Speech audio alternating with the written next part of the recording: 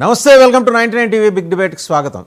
కడపలో మహానాడు పెట్టడం పెద్ద సత్తా కాదు, ఇచ్చిన 6 హామీలని అమలు చేయటం నెరవేర్చడం నిజమైన సత్తా. జగన్మోహన్ రెడ్డి విరుచుకుపడ్డారు. నిన్న వైఎస్ఆర్సీపీ అధినేత విరుచుకుపడ్డారు. మరోపక్క చంద్రబాబు కడపలో మహానాడులో ప్రసంగిస్తూ బాబాయిని చంపి ఆ నింద మాపై వేశారు. సరే, రెగ్యులర్ రొటీన్గా మాట్లాడే మాటలన్నీ కూడా ఆయన వైపు నుంచి కూడా వచ్చాయి. మరోపక్క సిక్కోలు సింహం అని రామ్మోహన్ నాయుడిని అభివర్ణిస్తూ ఇంకా రకరకాల పేర్లతోటి వాళ్ళ నాయకుల్ని భుజానికి ఎత్తుకుంటూ చాలా అద్భుతంగా జరిగింది నిన్నంతా మహానాడు.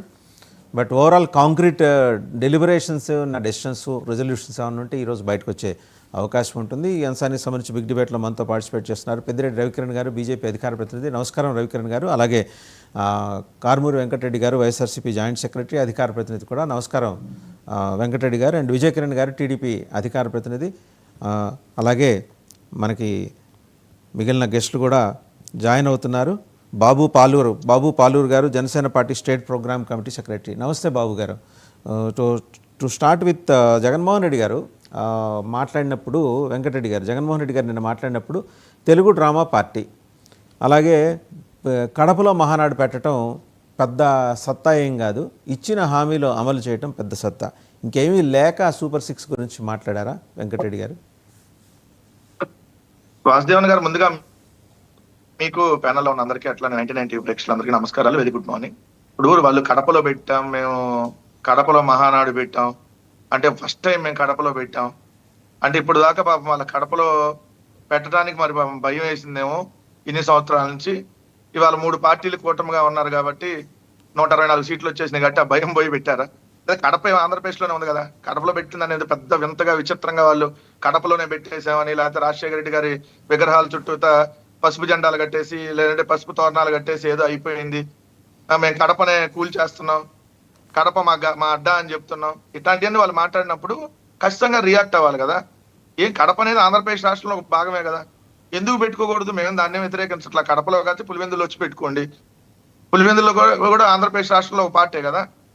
సో కాకపోతే అమరావతిలో ఎందుకు పెట్టలేదని ఇక్కడ ఆలోచన. ఎందుకు ప్రపంచ స్థాయి రాజధాని ఇక్కడ అని చెబుతున్నారు కదా, మరి వర్షం వస్తుంది కాబట్టి ఎటు మళ్ళీ మునిగిపోయిద్ది ఆ మహానాడు ప్రాంగణం అనేటటువంటి ఆలోచనతో ఏమైనా పెట్టలేదా? దానికి వాళ్ళు సమాధానం చెప్పాల్సినటువంటి అవసరం ఉంటుంది. రెండో పాయింట్ వచ్చేటప్పటికి, నిజంగా ఇప్పుడు కడపలో పెట్టాం, లేదంటే మేము 5 లక్షల మందితో బహిరంగ సభ పెట్టాం, ఇది కాదు కదా సత్తా. 1,40 లక్షల మంది అంతమంది ఓటేశారు తెలుగుదేశం పార్టీకి. ఒక 5 లక్షల మందితో మీటింగ్ పెడితే దాన్ని ఎవరు సత్తా అంటారు కదా. సత్తా అంటే ఏంటి? ఎస్, మేము సూపర్ 6 తో పాటు 143 హామీలు ఇచ్చి అధికారంలోకి వచ్చాం.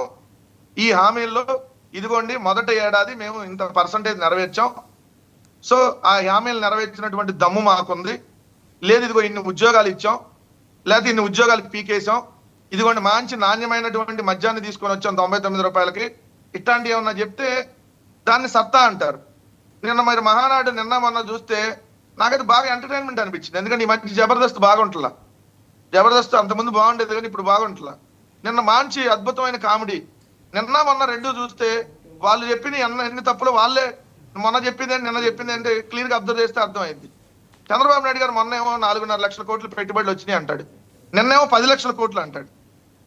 అసలు మరి రాసిచ్చే వాళ్ళు ఎవరు రాసిస్తున్నారో మరి కనీసం చూసుకోవాలి కదబ్బా. ఇవన్నీ ఇట్లాంటివన్నీ వదిలేసి ఇప్పుడు వాళ్ళు ఏం చేశారు? సూపర్ 6 పోయింది, ఇంకోటి ఏదో 6 ఫార్ములాలని ఏదో తీసుకొని వచ్చారంట. ఇప్పుడు మీరు మహానాడు అనే ప్రోగ్రాం పెట్టడం వల్ల ఈ రాష్ట్ర ప్రజానికానికి ఏమన్నా ఒరిగినటువంటిది ఉందా? సరే, మీ పార్టీకి సంబంధించి మీరు ప్రోగ్రాం పెట్టుకుంటారు, ఓకే, అది మీరు పెట్టుకునే దాన్ని ఎవరు కూడా తప్పుపట్టరు. రాష్ట్ర ప్రజలకు కానీ ఏమన్నా ఈ సంవత్సర కాలంలో మీరు అనగొచ్చినటువంటిది ఏమన్నా ఉందా? ఇదిగో దాని గురించి ఇదిగో మేము రాష్ట్ర ప్రజలకు ఇదిగోండి సూపర్ 6 లో మొత్తం 3 సిలిండర్లు మొదటి ఏడాది ఇచ్చేసాం, ఉచిత బస్సు మొదటి ఏడాది ఇచ్చేసాం, లేదంటే ఇదిగోండి 143 హామీలు ఇది ఇచ్చాం, ఆడబిడ్డ నిధికి ఇచ్చాం, ఇట్లాంటివి ఏమైనా ఇచ్చి ఇదిగోండి మేము గర్వంగా జరుపుకుంటున్నాం అంటే చూసేటటువంటి ప్రజలకు కూడా అర్థవంతంగా ఉంటుంది. వివేకానంద రెడ్డి గారు హత్య టాపిక్ ఎత్తారు కాబట్టి నేను మళ్ళీ చెప్తున్నా, సిబిఐని సుప్రీంకోర్టు 6 నెలల్లో దీన్ని ఫైనల్ చేయమని చెప్పింది. ఏది మేము అధికారంలో ఉన్నప్పుడే, మేము అధికారం దిగిపోయి కూడా సంవత్సరం దాటింది. మరి సిబిఐ ఎందుకు తేల్చట్లా? సిబిఐకి సంబంధించి మరి తేల్చమని మరి వీళ్ళెందుకు ఒత్తిడి తేవట్లా?